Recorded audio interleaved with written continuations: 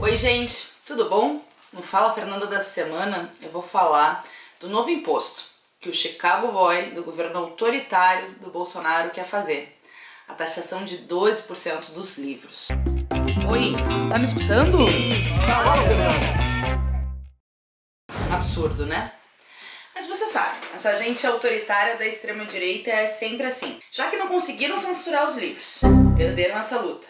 E queimar livros está meio fora de moda.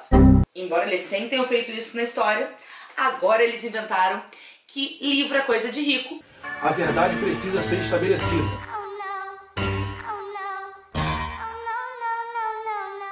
Por isso, aumentar a tributação dos livros. Para aumentar os livros é a saída do governo da extrema-direita. Parece que a área VIP é a especialidade do governo Bolsonaro.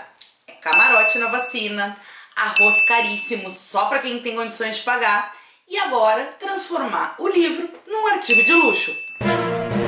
Na cabeça dessa gente, tava demais, né? Até empregada doméstica indo pra Disney. Indo pra Disneyland, empregado doméstico pra Disneyland, uma festa danada. Mas peraí, vai passear ali em Foz do Iguaçu. É assim que eles pensam. Para quem não tá por dentro do assunto, desde o ano passado, eles inventaram essa história neoliberal de ampliar a taxação sobre os livros, revogando uma isenção que existe desde 1940 e criando uma alíquota de 12% em toda a cadeia produtiva do livro. Mas Paulo Guedes, se o negócio é taxar rico, por que tu nunca taxou helicóptero, jatinho, grandes fortunas, lucros e dividendos, atacando sim os grandes patrimônios? O negócio deles não é, gente, taxar os milionários. Os milionários são amigos do Paulo Guedes e do Bolsonaro.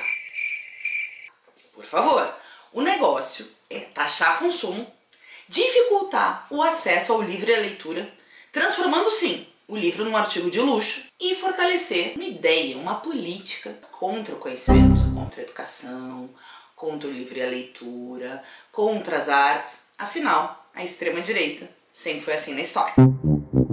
Para quem não está muito por dentro do assunto, nós vamos abordar 3 tópicos desse tema da taxação dos livros no programa de hoje. Livro é coisa de rico? Claro que não, né, gente? Afinal, se fosse coisa de rico, a estante do Paulo Guedes não seria essa, né? Mais do que isso, quase metade de todos os livros não didáticos, ou que a gente chama de paradidáticos, literatura, gibis, enfim, quase metade é consumido por famílias com uma renda familiar inferior a 10 salários mínimos. E nos livros didáticos, aqueles que o Bolsonaro dizia que tinha muita coisa escrita. Os livros hoje em dia, como regra, é um montão de amontoado, de muita coisa escrita. Nesses livros, 70% é consumido por famílias com essa renda familiar inferior a 10 salários mínimos. Obviamente, o índice de leitura no Brasil é muito baixo, comparado ainda com os países da América Latina. É resultado de muitos anos de império, escravização, regimes voltados aos interesses dos ricos e uma universalização da educação de maneira tardia. Para vocês terem uma ideia, até 1950 os negros e negras não tinham o direito de frequentar as escolas, como bem nos lembrou o Jefferson Tenório. As mulheres também, indígenas, enfim, uma história de um país marcado pelas desigualdades sociais que também se refletiu nas desigualdades informacionais. Esse índice de leitura até aumentou nos últimos anos, mas ainda é baixo, de 5 livros por ano. Isso sem contar que o nosso país ainda enfrenta o analfabetismo e o analfabetismo funcional. Um governo que realmente se preocupasse com o povo tinha que estar preocupado em, ao contrário, acelerar o acesso ao livro e à leitura, fortalecer os programas e políticas nacionais de ampliação da educação e de acesso às bibliotecas, à democratização do conhecimento. Mas num governo autoritário, que tem um gabinete do ódio e adora disseminar fake news, evidentemente, um povo com mais conhecimento é sempre perigo. Pobre não gosta de ler? Essa é uma mentira escrachada. O que acontece é que as pessoas ganham muito mal. E os livros, de fato, nesse salário mínimo de fome, evidente que fica difícil acessar e comprar livros como um hábito cotidiano. Se a gente vai nas bibliotecas públicas, nas bibliotecas escolares, a quantidade de filhos dos trabalhadores e trabalhadoras que retira livros e que tem interesse é enorme. O problema é que essas instituições também estão sucateadas. Aliás, a universalização do acesso ao livro e à leitura é extremamente recente na história do Brasil.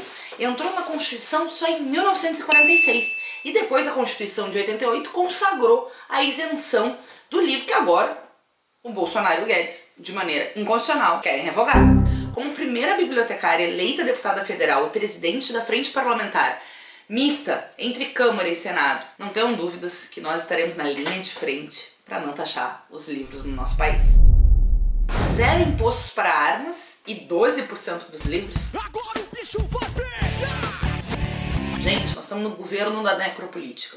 Parece uma distopia, mas é real. O governo Bolsonaro é aquele que isentou armas. Errou! Impostos sobre importação de armas. Ele está tentando fazer isso e taxar os livros. Que loucura!